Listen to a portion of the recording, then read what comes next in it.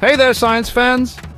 Today, we're diving into a topic that makes some people blush, others giggle, and everyone else lean in with curiosity: the science of sexual arousal. Now, I know what you might be thinking, Bill, isn't that a little, well, personal? And you'd be right. It is personal, but it's also science.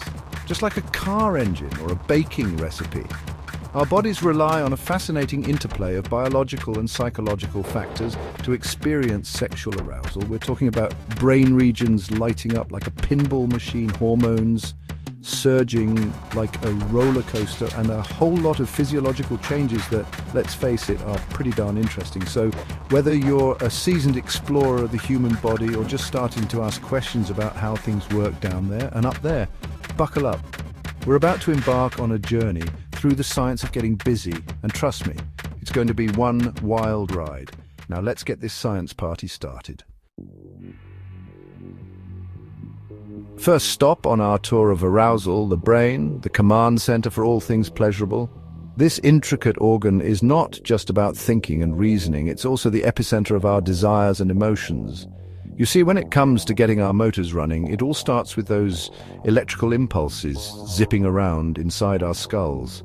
These impulses are like tiny messengers carrying signals that ignite our senses and emotions. We're talking about specific areas that light up like Times Square on New Year's Eve, when we're feeling frisky.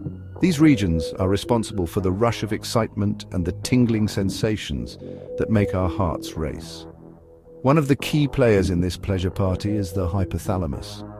Nestled deep within the brain, this small but mighty region is crucial for regulating our body's basic needs and desires. This little almond-sized region is like the conductor of our hormonal orchestra, sending out signals that kickstart our desire engines. It releases hormones that influence everything from hunger to sexual arousal. Then we've got the amygdala, our emotional center, which adds a hefty dose of feelings to the mix. This region processes emotions like fear, pleasure, and excitement, making our experiences more intense and memorable. And let's not forget about the superstar of sensation, the somatosensory cortex. This area is responsible for processing touch sensations, turning a simple caress into a wave of pleasure. This region processes all those delightful touchy-feely sensations, sending shivers of pleasure straight to, well, you know where. But wait, there's more. It also helps us distinguish between different types of touch, enhancing our sensory experiences. The frontal cortex, our decision-making hub, also gets in on the action, weighing the risks and rewards of our, shall we say, adventurous impulses. This part of the brain helps us make choices that align with our desires and values. It's a delicate dance of biology and psychology, and frankly, it's pretty amazing how it all comes together. Each region of the brain plays a unique role, yet they all work in harmony to create the complex tapestry of our desires and emotions. Now, what would this wild ride be without a little chemical boost? Imagine you're on a roller coaster, the anticipation building as you climb higher and higher. Just like that, our bodies need a push to get the excitement going. That's where our hormones come in, those tiny messengers that dictate everything from our mood to, you guessed it, our libido. These chemical signals are like the conductors of an orchestra, ensuring every part of our body plays in harmony. Think of them as the fuel that keeps our engines revving.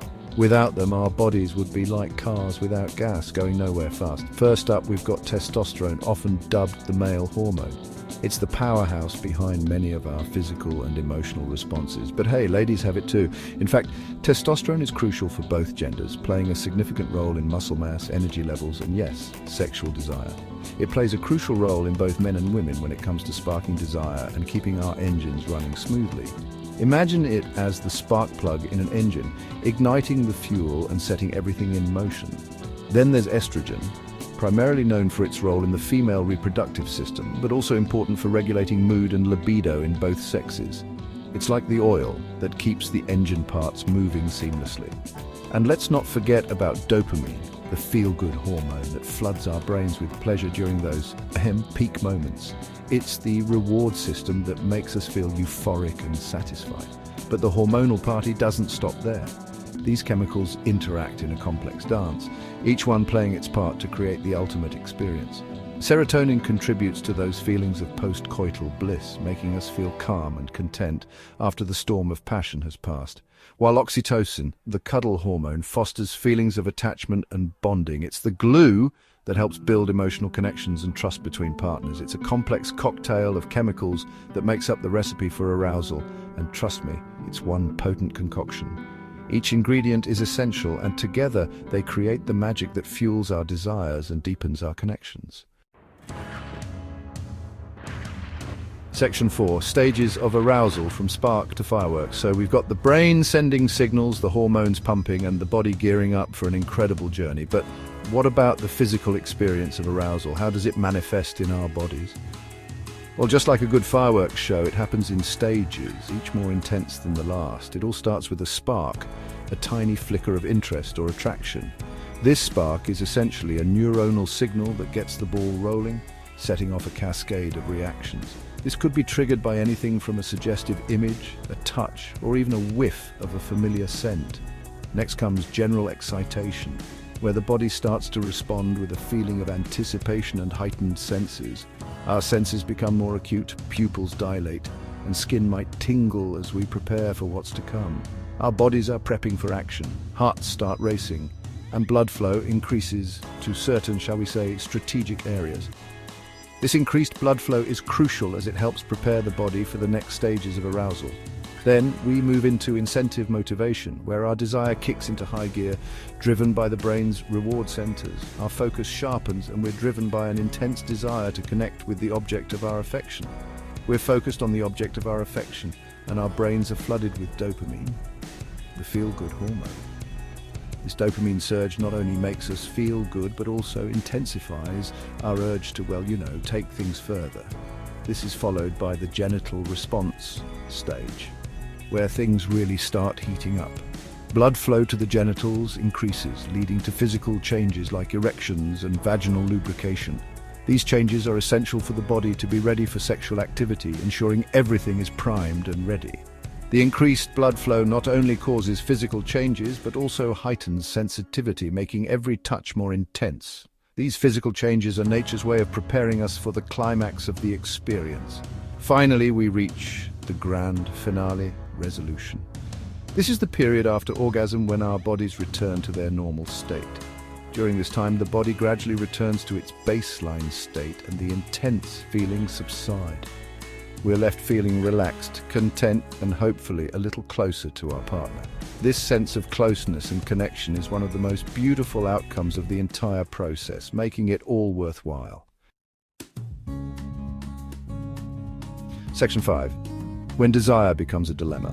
Understanding hypersexuality. Now, while sexual desire is a natural and healthy part of being human, sometimes it can become a source of distress. This is where we enter the realm of hypersexuality, a condition characterized by an excessive preoccupation with sexual thoughts, urges, and behaviors. Imagine having a song stuck in your head, but instead of a catchy tune, it's a constant barrage of sexual thoughts. That's what it can be like for individuals struggling with hypersexuality. It can be incredibly disruptive to their daily lives, relationships, and overall well-being. While the causes of hypersexuality are complex and not fully understood, research suggests a combination of biological, psychological, and environmental factors may be at play.